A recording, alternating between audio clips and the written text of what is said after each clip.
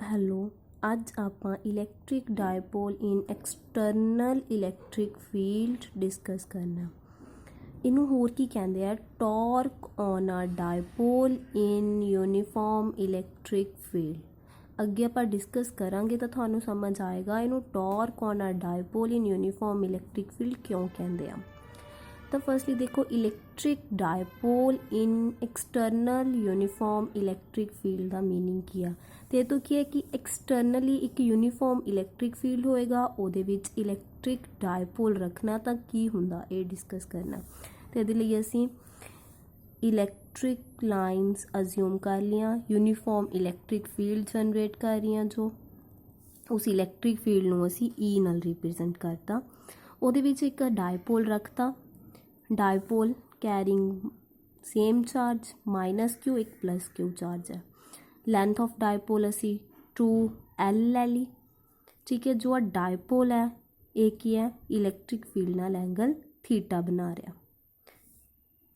जो आ electric dipole है ये एक इलैक्ट्रिक फील्ड विच रखन करके फोर्स एक्सपीरियंस करेगा। जो वो फोर्स होएगी, जो +q चार्ज होएगा वो तो टूवर्ड्स इलैक्ट्रिक फील्ड होएगा,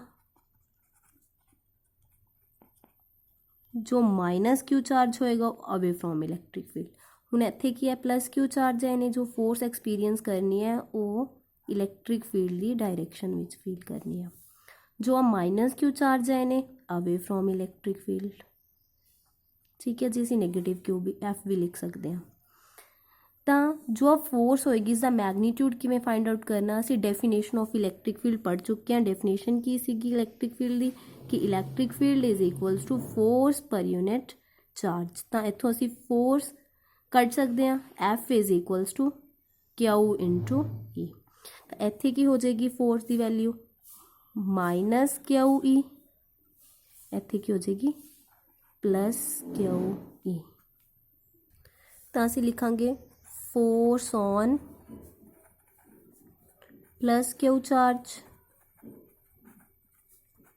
F इत्थे असीं प्लस लिख लैंदे आ, की होएगी Q into E। Force on -Q charge, F negative की होएगी -QE। तो नैट फोर्स की होएगी, मीनस टोटल फोर्स कितनी लग रही है पूरे डायपोल के उपर, +QE -QE की होएगी 0। तो इस तो की पता चलिया कि जो नैट फोर्स लग रही है on an electric dipole in uniform electric field is 0। आप पहला पढ़ चुके हैं दो तरह दियां मोशनस, एक सी लीनियर मोशन, एक रोटेशनल मोशन। लीनियर मोशन, दूसरी है रोटेशनल मोशन। जो लीनियर मोशन सीगी वो तो इदा ना कि ऑब्जैक्ट मोशन कर रहा स्ट्रेट पाथ फॉलो करके एक जगह तो दूसरी जगह पर जा रहा। रोटेशनल मोशन की है कि रोटेशन करके हो रही है। अगर बोला कि जो रूम के विच फैन चल रहा, बोला कि फैन चल रहा या नहीं, तो कहोगे चल रहा। अगर वो चल रहा, मूव कर रहा, मोशन कर रहा, तो कि वो एक जगह तो दूसरी जगह पर जा रहा? नहीं, वो है तो अपनी एक फिक्सड पोजीशन ते, तो जस्ट की कर रहा रोटेशनल मोशन। तो रोटेशनल मोशन के लिए की कंडीशनस होंदियां कि नैट फोर्स 0। जो नैट फोर्स होनी चाहिए वो की है 0। तो यदा मतलब कि इत्थे की आ रहा नैट फोर्स 0, तो यदा मतलब इत्थे किहड़ी मोशन होएगी, रोटेशनल मोशन। तो सानू पता है कि दो चार्ज पार्टिकल्स या फिर दो ओपोजिट पोलैरिटीज़ की जनरेट करदियां हुंदियां एक कपल, ठीक है। टू ओपोजिट पोलैरिटीज़ एक कपल जनरेट कर दियाँ। इत्थे की है two equal and opposite forces, तो इन्होंने की जनरेट करना एक कपल। जो एक कपल होएगा ये डायपोल नू रोटेट करने की टेंडेंसी रखेगा, मीनस रोटेशन के लिए हैल्प करेगा। और कपल की करेगा, जो डायपोल है इनू रोटेट करेगा। रोटेट किस डायरेक्शन दे विच करेगा, इस तरह रोटेट करेगा कि जो ये डायपोल है इनू इलैक्ट्रिक फील्ड की डायरेक्शन दे विच अलाइन करने की कोशिश करेगा। हुण इलैक्ट्रिक फील्ड की डायरेक्शन की है टूवर्ड्स राइट, तो मतलब कि है डायपोल नू राइट वाल नीचे वाल नू बेंड करेगा इदा, तो जो डायपोल है पॉजिटिव चार्ज है इलैक्ट्रिक फील्ड की डायरेक्शन विच जावे, ठीक है। तो असीं इसनू बोल सकते हैं कि किस डायरेक्शन दे विच रोटेट कर रहा है, आ नीचे वाल जाना, यानी किहड़ी डायरेक्शन है, क्लॉकवाइज डायरेक्शन। ਤਾਂ ਡਾਇਪੋਲ ਹੈ ਜੋ ਉਹ ਕਲੌਕਵਾਈਜ਼ ਡਾਇਰੈਕਸ਼ਨ ਦੇ ਵਿੱਚ ਰੋਟੇਟ ਕਰੇਗਾ। ਤਾਂ ਜੋ ਇਹ ਰੋਟੇਸ਼ਨ ਉਹਦੇ ਕਰਕੇ ਇੱਕ ਫੋਰਸ ਲੱਗੇਗੀ, ਉਸ ਫੋਰਸ ਨੂੰ ਅਸੀਂ ਕੀ ਕਹਿ ਦਿੰਦੇ ਹਾਂ, ਟਾਰਕ। ਜੋ ਐਂਗੂਲਰ ਮੋਸ਼ਨ ਦੇ ਵਿੱਚ, ਰੋਟੇਸ਼ਨਲ ਮੋਸ਼ਨ ਦੇ ਵਿੱਚ ਫੋਰਸ ਲੱਗਦੀ ਹੈ, ਉਸ ਫੋਰਸ ਨੂੰ ਕੀ ਕਿਹਾ ਜਾਂਦਾ ਹੈ, ਟਾਰਕ। ਟਾਰਕ ਦੀ ਡੈਫੀਨੇਸ਼ਨ ਕੀ ਹੁੰਦੀ ਹੈ ਕਿ either force into perpendicular distance. Either force मतलब कोई भी दो फोर्सिस है ना, जो भी है कपल फॉर्म होया, कपल फॉर्म के लिए की है दो फोर्सिस चाहिए, तो उन्होंने विचों असीं कोई मर्जी एक फोर्स चूज कर लेने जिहड़ी मर्जी, क्योंकि दोनों के दोनों चार्जिस तो इक्वल ने, ठीक है। Same uniform electric field which पिया, यूनीफॉर्म इलैक्ट्रिक फील्ड विच पए होने करके दोनों की फोर्स का मैगनीट्यूड तो इक्वल ही होएगा, तो असीं कोई मर्जी एक फोर्स इत्थे पुट कर देंगे Q इंटू E, ठीक है जी। हुण ये परपेंडिकुलर डिस्टेंस की है, तो परपेंडिकुलर डिस्टेंस के लिए लिखो एक आ फोर्स है, इस डायरेक्शन जरूर आ वाली है, बट है तो की है, आह लाइन अगे तक एक्सटेंड करिए मीनस इस डायरेक्शन च जा रहा है ना, तो आह की है पैरल लाइन इस डायरेक्शन के दोनों दे दोनों पैरल लाइनस ने, दोनों पैरल लाइन के जो डिस्टेंस है ये की होएगा परपेंडिकुलर डिस्टेंस। इस वाली फोर्स दे भी बिल्कुल परपेंडिकुलर है, इस वाली फोर्स दे भी परपेंडिकुलर है, तो एक होएगा परपेंडिकुलर डिस्टेंस। इस पॉइंट नूं A लैता सी, इसनूं B, इनूं असीं C लै लैंदे हां। हुण देखो आ भी एक पैरलर लाइन है, आ भी एक पैरलर लाइन, दो पैरलर लाइनस ते एक ट्रांसवर्सल लाइन, इंटरसैक्टिंग लाइन बोल दिंदे हां जिसनूं असीं। तो उन्हां दे विच एक एंगल थीटा बन रहा, तो आ वाला एंगल भी की होएगा, थीटा, क्योंकि आ प्रॉपर्टी है कि दो पैरलर लाइनस होणगियां, एक ट्रांसवर्सल लाइन है, जो आ वाला एंगल होएगा ते आ वाला एंगल दोनों इक्वल होणगे, ये हुंदे आ कोरस्पोंडिंग एंगल्स। हुण साडे कोल इत्थे की हो गया, ए सी बी एक ट्रायंगल बन गया, की है परपेंडिकुलर, इनूं असीं 90 डिग्री मार्क कर लैंदे हां। तां आ एंगल की है थीटा, तां परपेंडिकुलर दे सामने वाला एक ही हुंदा है हाईपोटेन्यूज, ते आ साडे कोल नीचे वाला की है बेस, ते की है परपेंडिकुलर। तो इत्थे असीं परपेंडिकुलर डिस्टेंस पुट करना सी, वो परपेंडिकुलर डिस्टेंस की पुट करांगे AC। तो हुण AC की लेंथ फाइंड आउट करनी है, एक असीं ओवली ट्रायंगल नूं रैफरेंस लई इत्थे बना लिया ACB। हुण असीं AC की लेंथ किद्दां फाइंड आउट करांगे, ट्रिग्नोमेट्री यूज करके, की है परपेंडिकुलर आ hypotenuse, perpendicular over hypotenuse is equals to sine of theta, sine of angle theta बन रहा दोनों दे विच इज इक्वल्स टू परपेंडिकुलर की है AC, और साडे कोल हाईपोटेन्यूज की है 2L। दैन साडे कोल AC की वैल्यू आ जाएगी 2L साइन थीटा, इत्थे पुट करो QE into 2L sine theta. तां असीं आ चीज़ भी पढ़ी हुई है, Q मतलब charge into length of dipole, इत्थे लेंथ ऑफ डायपोल साडे कोल की है 2L is equals to dipole movement P। तो इत्थे असीं जस्ट मैगनीट्यूड की गल कर रहे हैं, तो असीं कह सकते हैं Q इंटू 2L साडे कोल की हो जाएगा, इकट्ठा करके लिखता, ये साडे कोल टर्म की बन गई PE साइन थीटा। जेकर हुण असीं इहनूं टॉ यानी कि torque is equals to PE sine theta नूं फरदर सॉल्व करिए, दैन साइन थीटा की रिप्रजेंट करता हुंदा कि क्रॉस प्रोडक्ट, ठीक है। हुण अगर असीं वैक्टर फॉर्म च लिखना होवे, टॉ इन वैक्टर फॉर्म की आ जाएगा P क्रॉस E, यानी मोमेंटम क्रॉस इलैक्ट्रिक फील्ड आ सकता है, या फिर E क्रॉस P आ सकता, कुछ भी आ सकता है इन्हां दोनों दे विचों।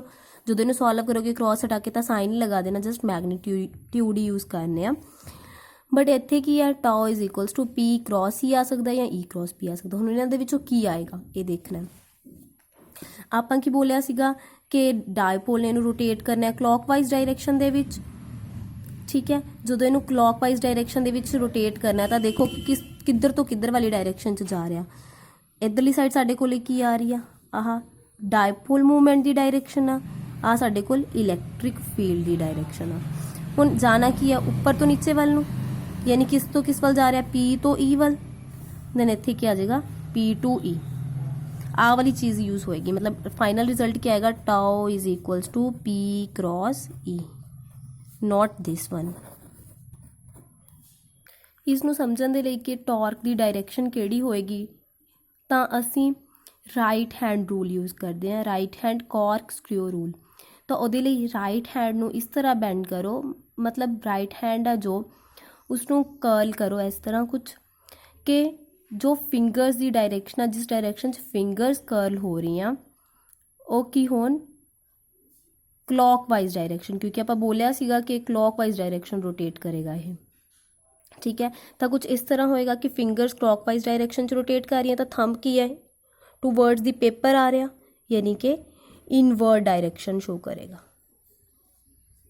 ਤਾਂ ਇਨਵਰਡ ਡਾਇਰੈਕਸ਼ਨ ਨੂੰ ਸ਼ੋ ਕਰਨ ਲਈ ਅਸੀਂ ਇੱਦਾਂ ਰਿਪਰੈਜ਼ੈਂਟ ਕਰ ਦਾਂਗੇ, ਆ ਸਾਡੇ ਕੋਲ ਟਾਰਕ ਦੀ ਡਾਇਰੈਕਸ਼ਨ ਹੈ, ਇਸ ਡਾਇਰੈਕਸ਼ਨ 'ਚ ਇਲੈਕਟ੍ਰਿਕ ਫੀਲਡ ਹੈ, ਅਤੇ ਇਸ ਡਾਇਰੈਕਸ਼ਨ ਦੇ ਵਿੱਚ ਸਾਡੇ ਕੋਲ dipole movement tau is equals to P cross E. ਆ ਕੀ ਐਂਗਲ ਥੀਟਾ ਇਨਵਰਡ ਜਾ ਰਿਹਾ। ਹੁਣ ਇਹਦਾ ਕੁਝ ਸਪੈਸ਼ਲ ਕੇਸ ਹੈ। ਉਹ ਸਪੈਸ਼ਲ ਕੇਸ ਕੀ ਹੈ ਕਿ ਅਗਰ ਜੋ ਐਂਗਲ ਥੀਟਾ ਹੈ ਉਹ 0 ਹੋਵੇ। ਥੀਟਾ 0 ਦਾ ਮਤਲਬ ਕੀ ਹੈ ਕਿ ਪਹਿਲਾਂ ਕੀ ਸੀਗਾ, ਥੀਟਾ ਕੁਛ ਐਂਗਲ ਬਣ ਰਿਹਾ ਸੀਗਾ, ਅਗਰ ਇਹ 0 ਹੋਊਗਾ ਤਾਂ ਮਤਲਬ ਜਿਸ ਡਾਇਰੈਕਸ਼ਨ ਦੇ ਵਿੱਚ ਇਲੈਕਟ੍ਰਿਕ ਫੀਲਡ ਹੈ ਪੂਰਾ ਦਾ ਪੂਰਾ ਡਾਇਪੋਲ ਇਸ ਡਾਇਰੈਕਸ਼ਨ 'ਚ ਹੀ ਹੋਏਗਾ, ਇਸ ਦੇ ਅਲੋਂਗ ਮੀਨਸ ਜੋ ਐਂਗਲ ਹੈ 0। ਤਾਂ tau is equals to P E sine theta ਸੀ, ਤਾਂ ਪੀ ਈ ਸਾਈਨ 0, ਸਾਈਨ 0 ਕੀ ਹੋ ਜਾਏਗਾ 0, means torque is equals to 0। ਤਾਂ ਇਹਦਾ ਮਤਲਬ ਅਸੀਂ ਕੀ ਬੋਲ ਸਕਦੇ ਹਾਂ ਕਿ ਅਗਰ ਐਂਗਲ 0 ਹੋਊਗਾ ਤਾਂ ਟਾਰਕ ਐਕਟ ਨਹੀਂ ਹੋਊਗਾ, ਚਾਹੇ ਫਿਰ ਐਂਟੀ ਪੈਰਲਰ ਹੋਵੇ ਤਾਂ ਵੀ ਟਾਰਕ ਐਕਟ ਨਹੀਂ ਹੋਏਗਾ। ਅਗਰ ਐਂਟੀ ਪੈਰਲਰ ਹੋਵੇ ਸਪੋਜ਼ ਆਵਲੀ ਡਾਇਰੈਕਸ਼ਨ 'ਚ ਹੁੰਦਾ ਦੈਨ ਕੀ ਹੁੰਦਾ, ਆਪੋਜ਼ਿਟ ਡਾਇਰੈਕਸ਼ਨ ਸੀਗੀ, ਐਂਗਲ 180 ਡਿਗਰੀ, 180 ਡਿਗਰੀ ਸਾਈਨ 180 ਕੀ ਹੁੰਦਾ 0, ਤਾਂ ਵੀ ਕੋਈ ਟਾਰਕ ਐਕਟ ਨਹੀਂ ਹੋਣਾ ਸੀ। ਤੇ ਇਸ ਕੇਸ ਨੂੰ ਅਸੀਂ ਕੀ ਕਹਿ ਦਿੰਦੇ ਹਾਂ, ਇਕੁਇਲਿਬਰੀਅਮ ਪੋਜੀਸ਼ਨ। ਇਕੁਇਲਿਬਰੀਅਮ ਪੋਜੀਸ਼ਨ, ਇਕੁਇਲਿਬਰੀਅਮ ਪੋਜੀਸ਼ਨ ਮਤਲਬ ਕਿ ਆਪਣੀ ਸਟੇਟ ਵਿੱਚ ਹੀ ਆ, ਚੇਂਜ ਨਹੀਂ ਕਰ ਰਿਹਾ ਸਟੇਟ। ਇਕੁਇਲਿਬਰੀਅਮ ਵੀ ਦੋ ਤਰ੍ਹਾਂ ਦੇ ਹੁੰਦੇ, ਇੱਕ ਹੁੰਦਾ ਸਟੇਬਲ ਇਕੁਇਲਿਬਰੀਅਮ, ਇੱਕ ਹੁੰਦਾ ਅਨਸਟੇਬਲ ਇਕੁਇਲਿਬਰੀਅਮ। ਸਟੇਬਲ ਇਕੁਇਲਿਬਰੀਅਮ ਦਾ ਮਤਲਬ ਕੀ ਆ ਕਿ ਜਦੋਂ ਇਹ ਪੈਰਲਰ ਹੈ ਤਾਂ ਸੇਮ ਡਾਇਰੈਕਸ਼ਨ ਹੀ ਰਹੇਗੀ, ਕੋਈ ਮੋਸ਼ਨ ਨਹੀਂ ਹੋ ਰਹੀ, ਕੁਛ ਨਹੀਂ ਹੋ ਰਿਹਾ, ਤਾਂ ਇਹਨੂੰ ਕੀ ਬੋਲਾਂਗੇ ਸਟੇਬਲ ਇਕੁਇਲਿਬਰੀਅਮ।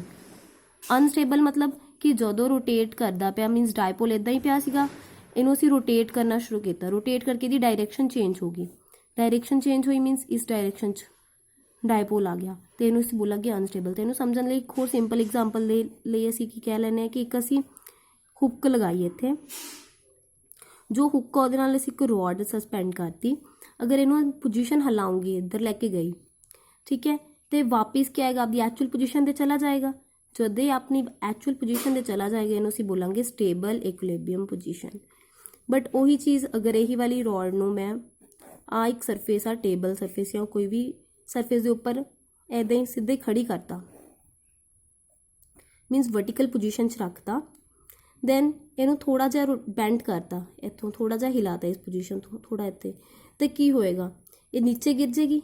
ਇੱਥੇ ਕੀ ਸਿਚੁਏਸ਼ਨ ਆਏਗੀ ਕਿ ਇਹ ਇੱਥੇ ਇੱਦਾਂ ਪਈ ਆ, ਤਾਂ ਮਤਲਬ ਵਾਪਸ ਆਪਦੀ ਐਕਚੁਅਲੀ ਵਰਟੀਕਲ ਪੋਜੀਸ਼ਨ 'ਚ ਤਾਂ ਨਹੀਂ ਆਈ, ਪੋਜੀਸ਼ਨ ਚੇਂਜ ਕਰ ਲਈ, ਹੌਰੀਜ਼ੌਂਟਲ ਹੋ ਗਈ, ਦੈਨ ਇਹਨੂੰ ਕੀ ਬੋਲਾਂਗੇ ਅਨਸਟੇਬਲ ਇਕੁਇਲਿਬਰੀਅਮ।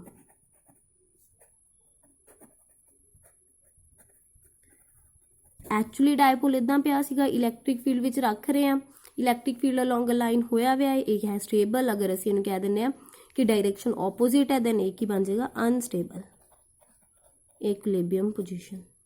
ਨੈਕਸਟ ਕੇਸ ਹੈ ਕਿ ਅਗਰ ਥੀਟਾ 90 ਡਿਗਰੀ ਹੈ, ਮੀਨਸ ਇਲੈਕਟ੍ਰਿਕ ਫੀਲਡ ਦੀ ਜੋ ਡਾਇਰੈਕਸ਼ਨ ਹੈ ਉਹਦੇ ਬਿਲਕੁਲ ਪਰਪੈਂਡੀਕੂਲਰ ਡਾਇਪੋਲ ਰੱਖਤਾ, ਠੀਕ ਹੈ, ਤਾਂ ਫਿਰ ਕੀ ਹੋਏਗਾ ਥੀਟਾ 90 ਡਿਗਰੀ, ਪੀ ਈ ਸਾਈਨ 90, ਸਾਈਨ 90 ਦੀ ਵੈਲਿਊ ਕਿੰਨੀ ਹੁੰਦੀ ਆ 1, ਦੈਨ ਕੀ ਆ ਜਾਏਗਾ ਪੀ ਈ, ਇਹ ਕੀ ਹੋਏਗੀ not equilibrium position, not in equilibrium position.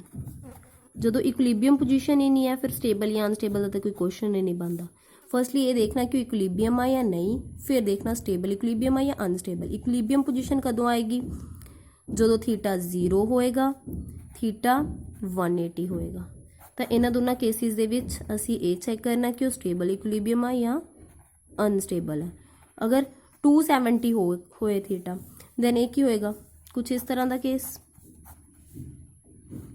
जो डायपोल है उसकी डायरेक्शन ऑपोजिट होएगी, ऊपर नेगेटिव होएगा नीचे पॉजिटिव, देन एंगल तो फिर भी सीधा स्ट्रेट पे है, देन फिर भी 90 होएगा ना इलैक्ट्रिक फील्ड 270 होएगा, तो फिर साइन 270 कितना हुंदा -1 ਦੈਨ ਇੱਥੇ ਪੁੱਟ ਕਰੋਗੇ ਕੀ ਆ ਜਾਏਗਾ -PE।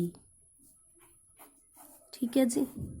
ਤਾਂ ਇੱਥੋਂ ਸਾਨੂੰ ਕੀ ਪਤਾ ਚੱਲਿਆ, ਤਾਂ ਸਾਡੇ ਕੋਲ ਕੀ ਆਇਆ, ਅਗਰ ਥੀਟਾ 0 ਆ ਟਾਓ 0 ਹੋਏਗਾ, ਥੀਟਾ 90 ਡਿਗਰੀ ਆ ਟਾਓ ਕੀ ਹੋਏਗਾ PE, यानी product of dipole movement and electric field. Theta 180 tau 0, theta 270 tau negative of PE। तो फिर मैक्सीमम वैल्यू किहड़ी हुई इन्हां दे विचों टॉर्क दी यानी रोटेशनल फोर्स दी एंगुलर फोर्स दी मैक्सीमम वैल्यू कदों आ रही है, जदों थीटा 90 है। ठीक है जी। तो इस सिचुएशन में असीं की बोलांगे, स्टेबल इक्विलिब्रियम, ते वाली की है not equilibrium, not in equilibrium. एक ही है अनस्टेबल इक्विलिब्रियम, ते वाली स्टेट की है not in equilibrium position. Next है यूनिट्स ऑफ टॉर्क। टॉर्क की सीगा either force into perpendicular distance. तो ये यूनिट्स भी इतों बननगे, फोर्स के यूनिट की होंगे न्यूटन इंटू परपेंडिकुलर डिस्टेंस, कोई भी डिस्टेंस हो सकता है, डिस्टेंस के यूनिट की होंगे मीटर, द यूनिट की हो गए न्यूटन मीटर।